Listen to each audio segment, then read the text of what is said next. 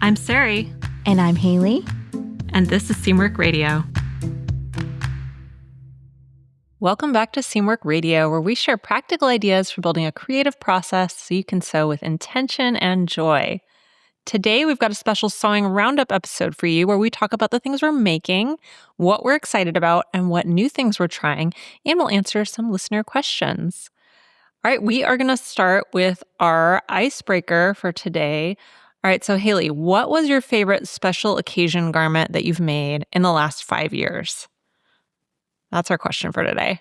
Oh, I love making special occasion things. I know, We've it's talked so about fun. it. It's like to the point where I have to stop myself from making something different for every special occasion because I can't have a bunch of one-offs.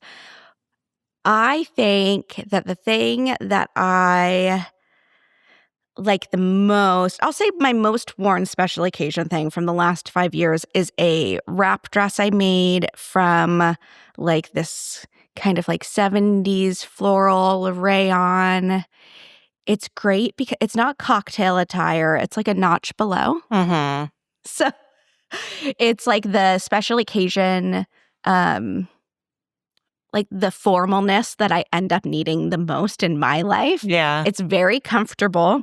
It's a wrap dress. So it like, if you're an inch smaller, an inch bigger, it accommodates you. It accommodates all the things.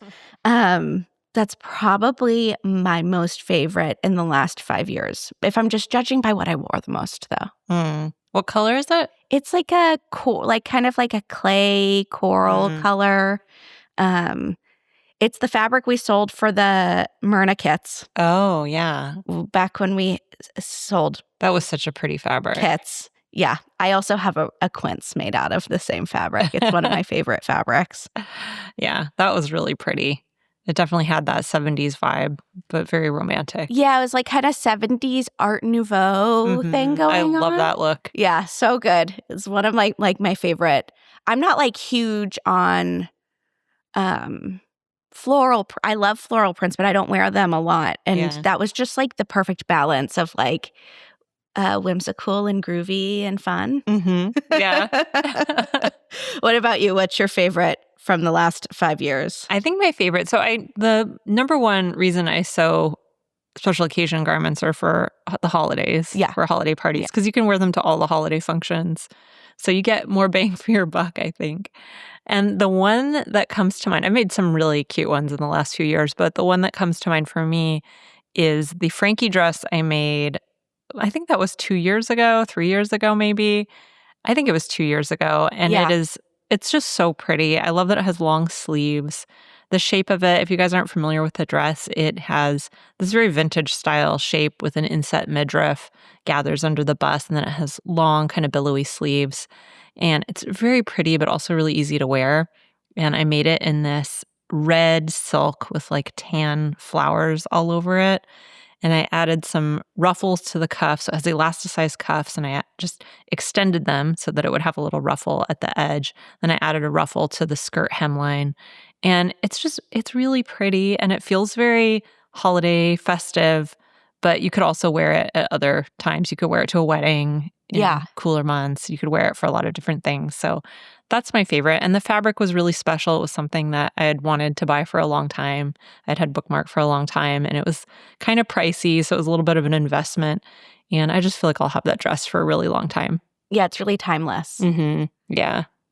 That's a pattern that came out when I was pregnant, and I was like, I'm going to make this when I have a waist. I haven't made it yet, but that would be such a great holiday dress. It is nice. It's versatile. It looks fancy, but not so fancy that you couldn't wear it for another occasion, depending on what fabric you make it in. Yeah, I always thought that I would make it like a mid-thigh length. Be really cute with tights. That would be really cute. I really like special occasion things that you can wear elsewhere. I was thinking maybe if I make anything this year for the holidays of making a shift dress, like the reed dress in a brocade, like a black brocade, would be really pretty. I even have a gold metallic brocade in my stash. Ooh. Yeah, I think it's from the fabric store like many, many years ago, and it's really pretty, but I don't have a ton of it.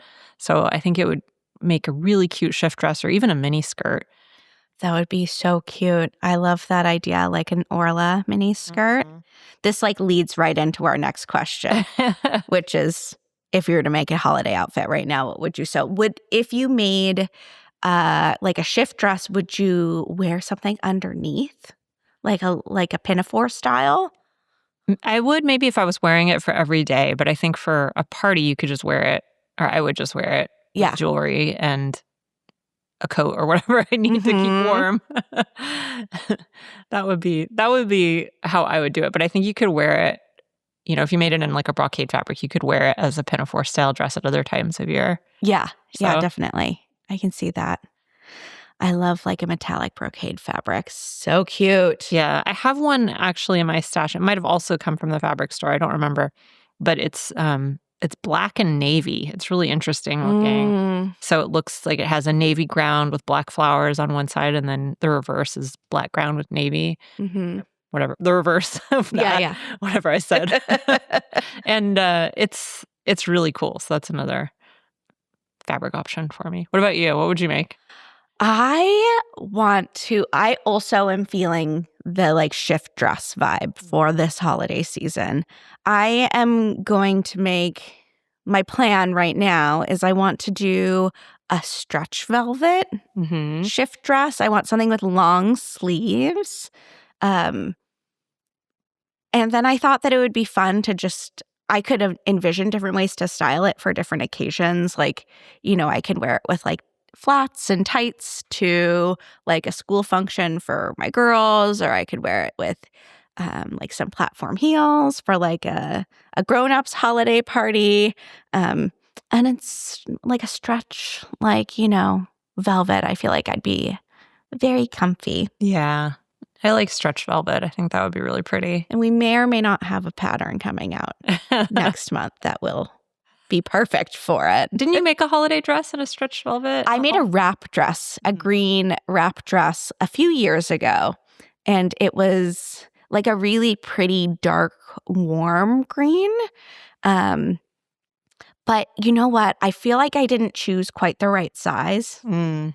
And it was like I was a little bit confused by the size chart because it was a size chart that had a pattern that had cup sizes. Mm. And I was confused. Was it too big or too small? It was a little bit too small. Mm. And I felt like the overlap of the wrap was like a little precarious. About to bust It's a out. wrap, so it was like, it was like there was a lot of going on up top. So that is my problem with wrap dresses generally. I really like them and I really like to wear them, but as my bust is kind of large for my frame, and I always feel like I'm falling out, or like one side's gonna fall out. Yeah, totally. I feel like it's one of those things that you're like, okay, this is like an adjustable fit. I don't need to make a muslin. You do. Yeah. You do. Don't do what I did and just go. I'm like, it's knit. It's a wrap. It's going to be fine. Yeah. It was fine for the occasion, but I did say goodbye to that dress, I'm pretty sure. Unless it's stuck in like the back of my closet somewhere. But yeah, I want to do it in this one in black or like a really, really dark navy. I love a navy that's so dark you can't tell. Yeah. That's the brocade I was describing. It's like that. It's like almost black. It's really cool. I feel like you don't see it as much anymore. It's my favorite. Yeah, I like that too. I'm already starting to think about what I want to sew, for the entire season, for the holidays and beyond. And I'm doing a lot of planning with like simple patterns, but really special fabrics. That's kind of what I'm into right now. I love that. Yeah. All right. Well, what are you sewing right now? Well, right now it's fall as we record, and I'm sewing my outfit for Stitch Fest. I'm going to make a benning. I know you made a benning last year. Yeah. But I really want to be comfortable, and we're up on stage, and I don't want to wear something short. So I felt like a benning fit the bill. And it goes well with the fabric that I have, which is like a gingham fabric. I'm going to do the member bonus with the high neckline, I think. But that's what I'm currently making. What about you? I'm also working on my dress that I'm going to wear to Stitch Fest. Ooh. It's, I think I'm going to wear it to Stitch Fest. So I'm making this Kimmy dress. So the Kimmy dress is an elasticized waist dress with gathered shoulders and shoulder ties. So I love it because it has sort of a vintage feel to it with all the gathering, but it also seems like it will be really comfortable. Yeah. And I'm making it in a vintage rayon that I have, which is brown. It's like a chocolate brown with this really large scale pattern that looks kind of like lace ribbons all over it. Oh, pretty. It's really cool. My only concern is I started to work on it last night. So I have a whole bunch of patterns that I've cut out. I'm doing a bunch of cutting all together, and then I'm going to batch my sewing all together. So I've cut out like 5 or 6 projects at this point. So I've had them each in their own little tote bag hanging up in my sewing room. And I took it out of the tote bag, and it was so wrinkled. All the pieces were so wrinkled. Yeah. So I repressed them all, and now I'm wondering, is this dress going to just get really wrinkled when I wear it? So I'm a little concerned about that. So we'll see how it looks when it's done. Yeah. I think it's going to be really cute. I'm just concerned about the wear a little bit. So, yeah. And I'm hoping I might make a fig cardigan to go with it. I have a fig cardigan also cut out in this. Actually, we have a swatch of it hanging right there, that chartreuse merino knit right there. So that might be my bonus, but it's probably the next thing. I don't know. My serger is threaded with brown thread right now, so I might just move on to something else I have that's brown. Yeah, you got to work smarter, not harder. Yeah, my thing that I'm working on next is I'm doing some embroidery on some sweaters for Charlie and I. We're going on a mommy Charlie trip to go visit my family. And it's the first time that just her and I have like gone on a plane somewhere together. And she's very excited, and she has requested that we match. So I'm going to do some matching pajama pants for us. And then both of us have like a pink pullover sweatshirt, and I'm going to do like a little embroidery on the chest. That is so cute that she requested matching outfits. Yeah, it's cute because she's like, what is like what's like girly, like mom time girly matching. It's matching, so. Very Beyonce. I know. Are we Destiny's Child? So that's what's up next. And I've been just kind of like experimenting with little embroidery stuff. That's so fun. You guys are going to look so cute. Yeah, I'll have to take pictures. That's awesome. I am really excited to work on. I think I mentioned this in the last roundup episode we did, but I'm working on making a leather bag from a kit that I bought. And I haven't started it yet. It's been sitting on my desk for a while, but that's the other thing I'm really, really excited about. What color is it? It's red. It's like a bright red leather. Perfect. Yeah, I was going to go with a more neutral color, but Sienna talked me into getting red. You got to do red. I was looking at red vintage Coach bags on eBay. They're so pretty. Last night. So expensive these days now. They are so expensive. I know. I found one that I really liked that was like $100, but there was like pen all over it. I was like, man, for $100. Yeah. I would like it to not have. On the inside, right? No. Oh, on the outside. On the outside, it was on the back side of it. Oh. But still. Yeah. On the inside, I could deal with. Yeah. I've dealt with worse and used bags, but.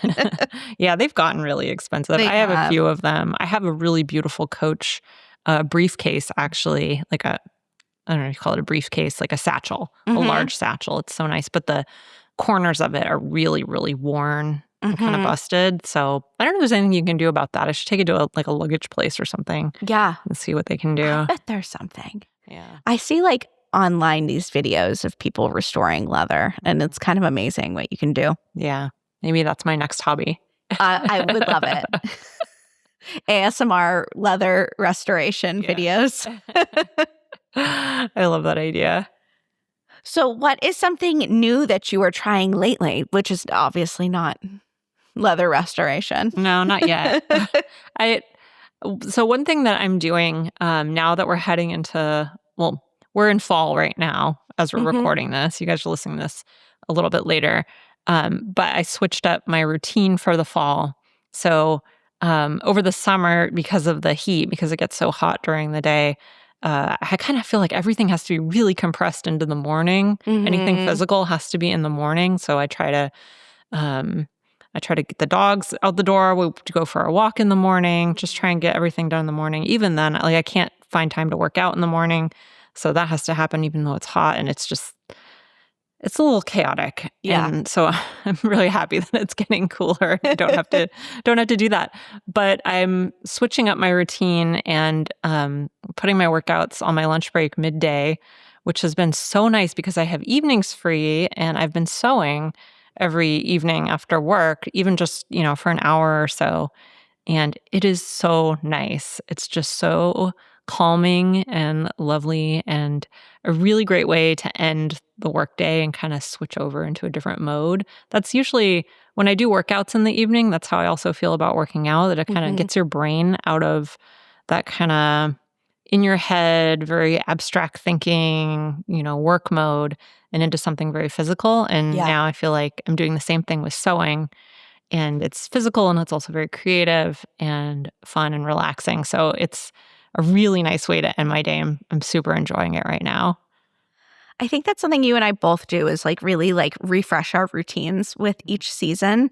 And I think as as adults, like we are, um, Kind of. it can be really easy to get like stuck in these seasons of like monotony. Mhm. And, you're kind of like doing the same tasks day in and day out, very Groundhog's Day, Yeah. and refreshing um, my routine seasonally is been like a real game changer in Yeah. finding more enjoyment in everyday things. Absolutely. That's been really important for me lately too. And it keeps you more in tune with the seasons and what's going on in the world around you as Totally. well, which I think is really nice benefit.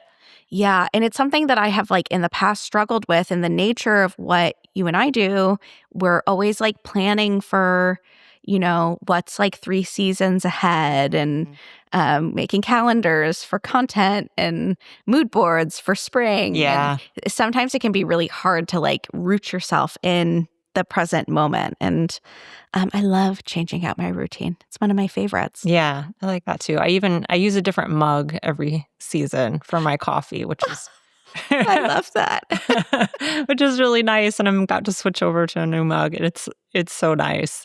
My summer mug has strawberries all over it. Cute. It's very summery. My Uh-huh. fall mug is like a red William Morris print mug, and then Cozy. my winter mug Ken got me, and it's white, and it has like these cool toned roses on it. It's really nice. Oh, I love that. I might have to steal that. It's a good way to remember what season you're in when you drink Yeah. your coffee in the Who morning. am I? Where am I? Yeah, What year is exactly. it? Exactly. It escapes you sometimes. So, you know what? Too true. What's your new thing? My new thing is like we've been talking about throughout this episode. It's like we're in the early phases of fall as we record this. And in the summertime, on the weekends with my girls, we just spend so much time outside because it's gorgeous here in the Pacific Northwest in the summertime. And now we're heading into rain. And I'm like, oh, what am I going to do with these kids on the weekend?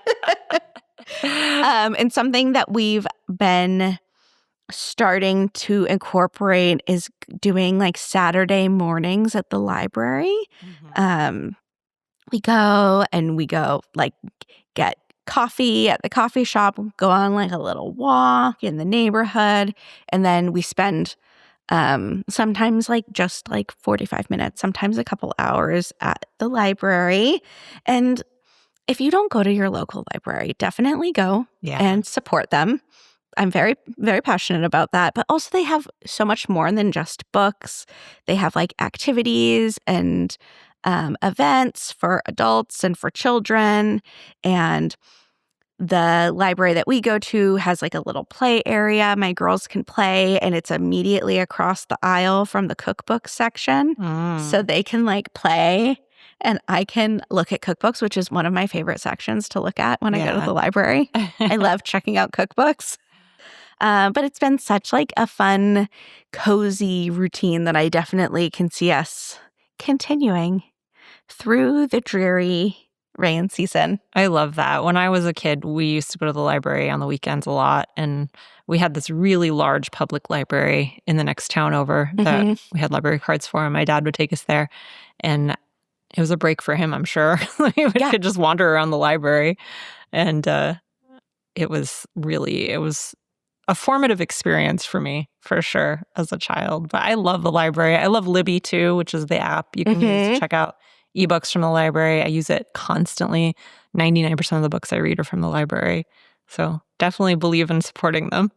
Yes. You all go do the same. Yeah. Thank you. And it's such a great experience for kids, too. It is, and it's been like we've gone to the library with Charlie for like, a while now, but something that we do is that I'm always like, well, what do you want to like? Is there something you want to learn about? And sometimes she just wants to like pick a book and just, from the shelf. And then sometimes she's like, last year she was really into echolocation.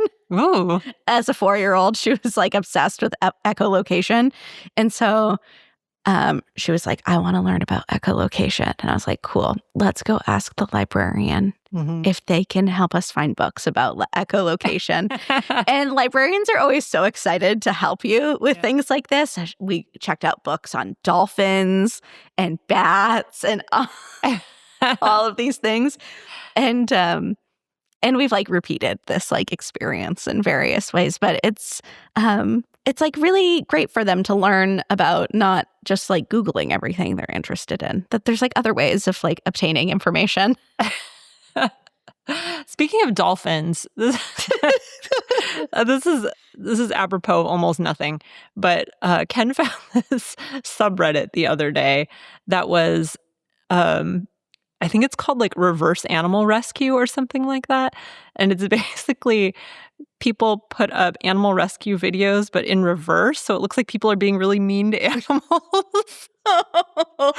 It's somehow extremely sad and funny at the same time. Okay. They're actually rescuing the animals. But there was one where it's like, man takes dolphin from the sea, kisses it, and then puts a fishing net on it or something. Or no, he throws it back in the sea. So it looks like the guy is kissing this little baby dolphin. He's got this little baby dolphin, and he's kissing it, and then he puts a fishing net and like wraps it around the dolphin and throws it in the water. It's pretty funny. Anyway. Let's go into our recommendations. What's something you want to recommend to people? Well, outside of that Reddit, which I definitely am going to go check out later on today, as we head into the holiday season, what I was thinking about is my Pinterest gift board, because you know what I hate is gifts that I'm not into. Yeah. I hate giving gifts that other people aren't into. No, also. Totally. And like gift giving is very important to me. Is that your love language? I don't know if it's my love language. I honestly have complicated feelings about love languages. But I do love giving a good gift. And I'm married to someone who, for like all of his wonderful qualities, not a gift giver, not a good gift giver. It's just not one of his strengths, and I'm okay with that. Yeah. Because I have a Pinterest gift board that I share with him that has all of the it's great because I put the things that I want to buy for myself, but it's like a little holding cell for things. It's a little like, I call it it's my wish list board. So I pin anything that like I want there. And then I also have little subsections for like places I like gift certificates from, and like small gifts like under $20, or like things that are just like my everyday rotation of like, my favorite lotion, my favorite face mask, my like, stuff like that. And honestly, it's really like leveled the playing field at the holiday times. So if you too are partnered with someone who is not skilled at gift giving, then I recommend. We have the exact same thing. So it's... But Ken has one, like we have one gift board and then we have subboards on it for each of us. So he can put his things, because he's very picky about what he wants and he doesn't like to have a lot of stuff. So I mostly just choose things off that board because I can buy him something that I'll like, but it doesn't necessarily mean he'll like it. Yeah, it's always intimidating when you get Ken in the Secret Santa draw. I've figured it out over the years. But yeah. Yeah. It's a little bit tough, and he doesn't really drink anymore, so like a nice bottle of whiskey doesn't do it anymore. Okay, so, noted. Yeah. So it's tricky, but I love that idea. It's saved us many times. Yeah, totally. And it's just like, I don't know. It's nice. And he definitely like once in a while comes up with a great idea that's like outside of that, but it takes the pressure off. So, or maybe you're the bad gift giver in your relationship. So you can encourage your other to... I also have a board just for gift ideas for other people throughout the year, so I can collect them. And then when it comes time to get gifts, the holidays are so hard because you have to buy so many gifts all at the same time. Yeah. At least if you have a big family like I do. So it's a lot. And then I always want to make gifts, and that you run up against time constraints there. So it's nice. Whatever you can do to make it a little bit simpler for yourself is nice. Yeah. I love browsing on Etsy for like throughout the year for like little, gifts under like $40. And I really want for a bunch of people, luckily, like I don't think anyone in my family listens to this, but I want to get these little address stamps for family members. And I found like a couple places on Etsy that make them custom. Yeah. And I'm like, oh, that's cute. It's like something that you'll use and is practical, but it's not like a bunch of, like junk. Yeah. I've seen those on Etsy. They're really cute. I've always kind of wanted one. That's nice. All right. Well, so mine is kind of silly, but this will probably help some of you. I get really dry skin at this time of year in fall and winter. Like I get really, especially on my legs, and especially if I shave, which I rarely do in the winter, but my legs get very, very itchy. So if you have dry, itchy skin like I do, my saving grace over the last year or so has been a combination of, so what I do is I keep this in the shower, and when my skin is still wet, I put on first a layer of Eucerin has this anti-itch lotion, which is really, really soothing. So I put that on first, and then over that, I put something from Palmer's, which is a cocoa butter skin therapy oil is what it's called. And Haley, you said I mentioned this and you said you use the same thing. The same exact thing, yeah. It's so nice. It's really nice. It smells like chocolate chip cookies. It smells really good if you like, sweet smells like that, which I kind of do. Depends on the smell, but it's a pretty good cocoa butter kind of smell. Yeah, and it layers well with other scents. And it doesn't last, so you don't smell like chocolate all day long. And it's just really nice, and it's very soothing and really, really moisturizing. And when I put that on, I tend to get itchy on my legs and then anywhere where my clothing rubs. So like, excuse me, so like on my hips or around my waistband, I'll get kind of itchy. So I just slathered both of those layers on, and it really helps with the itch. So if you guys have that problem too in these drier months, try it out. It's not expensive, which is another big plus. Yeah. I started using it when I was pregnant with Charlie. I was just like slathering it all over my body, and then I got hooked, and I've used it on and off since then. Charlie loves it because she wants to smell like chocolate. Yeah. She's like, Mom, can I use the chocolate oil? I guess. There's also a coconut version of it, which I tried. I didn't like it as much, though. I'm not a coconut girl. I love coconut. I love the smell of coconut, but I didn't think it was as like thick and healing as the other one. So I love it. That's my recommendation. I love like a good cheap beauty trick. All right. Well, let's move into what's new at Seamwork right now and talk about that. So we've got some new patterns. We've got Garnet and Maple. Really excited about these patterns. Haley, you want to talk about Garnet, and then maybe I'll talk about Maple a little bit? Yeah, so Garnet is like a really classic pussy bow blouse. It has a more like relaxed straight cut. I wouldn't call it oversized by any means, though. Has bust darts, a lined yoke, and there's gathers at the front and the back of the yoke.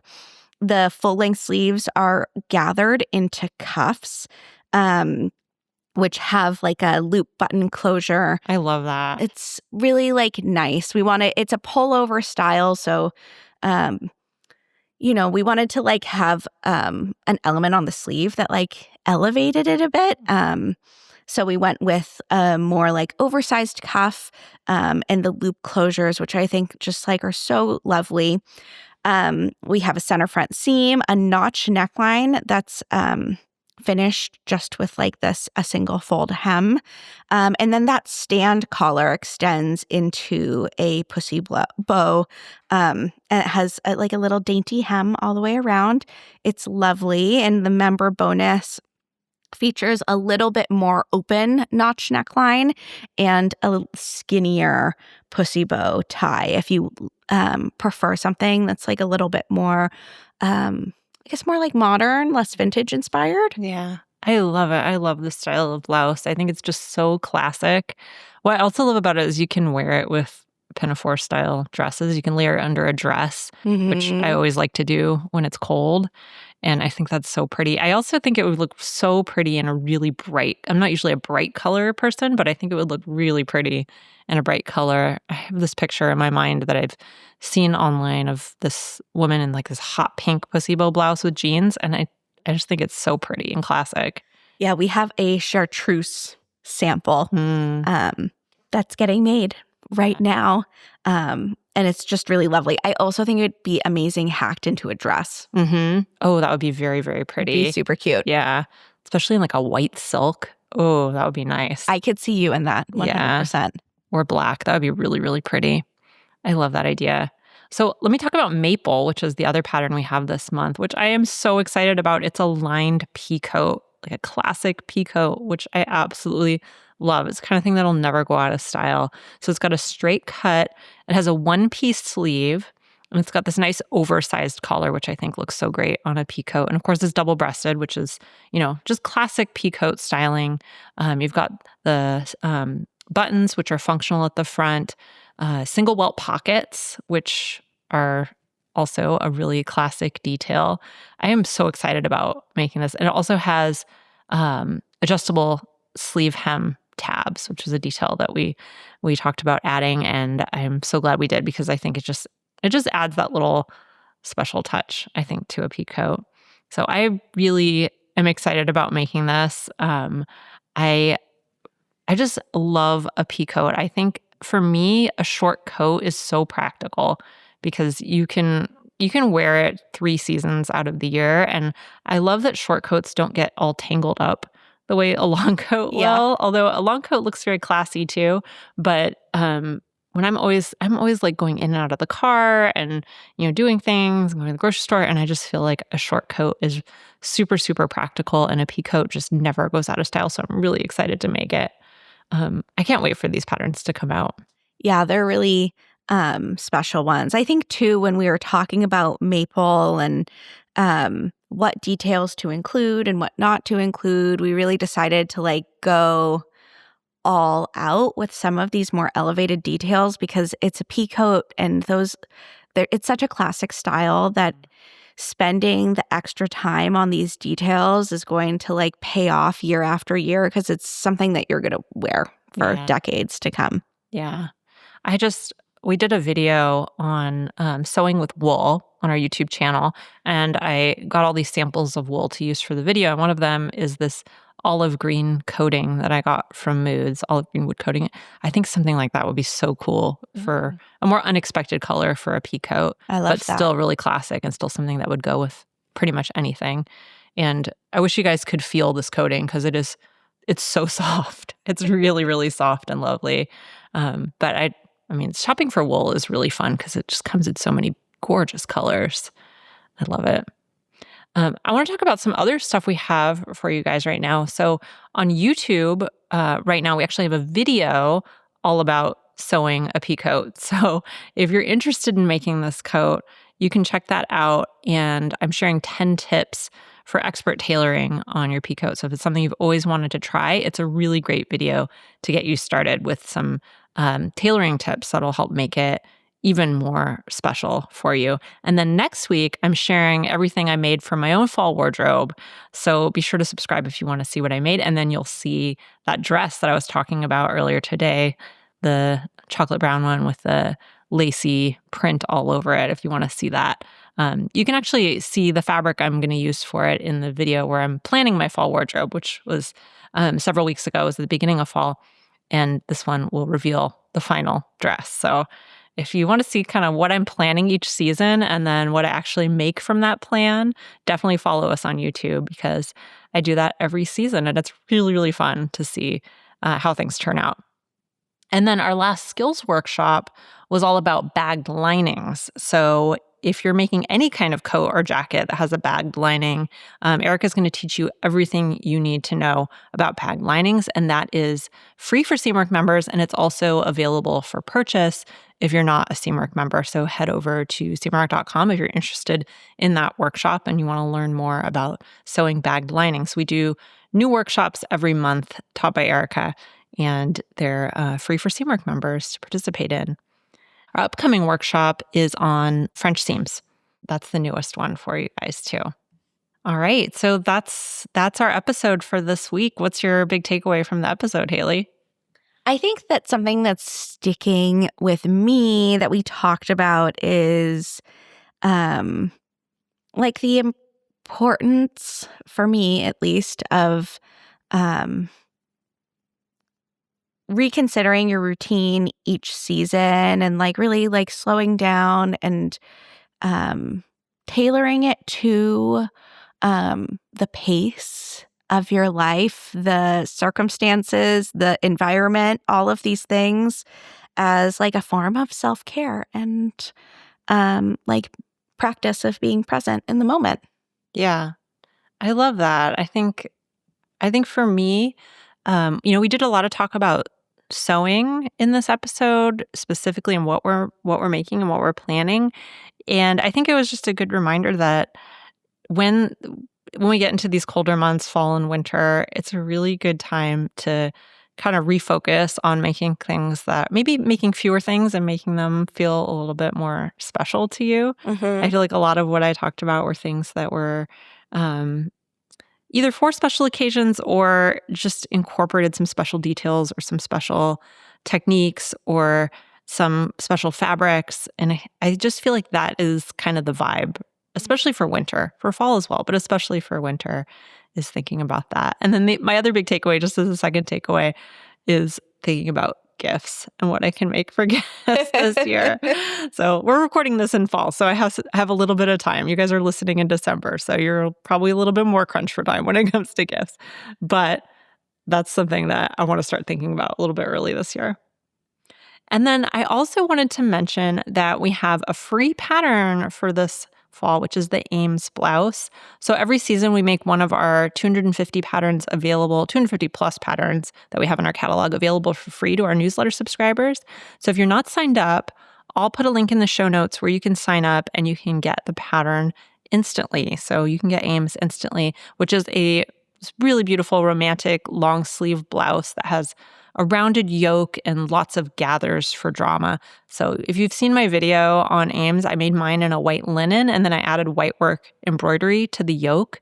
And it's so pretty. I love wearing it with jeans or layering it under a dress at this time of year for extra warmth. That's another one of those really pretty blouses that I like to layer under a pinafore style dress, especially a wool dress. Very nice and warm, and you feel very chic and romantic at the same time. So that's something that you can get for free, and we'll put a link in the show notes for you there. And if you liked this episode, we would super appreciate a review. We read every single review on Spotify and on Apple Podcasts. Those are the two places where your review can make the most difference. So if you can leave us a 5-star review, it really helps other people to find the show. You can also follow us on YouTube at Seamwork Video. We produce videos there every single week. And again, you can follow along and see what I'm making over on the Seamwork channel. You can follow us on Instagram at Seamwork. And if you'd like to become part of the Seamwork community, head over to seamwork.com to learn how to join and get all the stuff I mentioned today for free as part of your membership. And that's it for us today. I'm Sarai. And I'm Haley. And this is Seamwork Radio.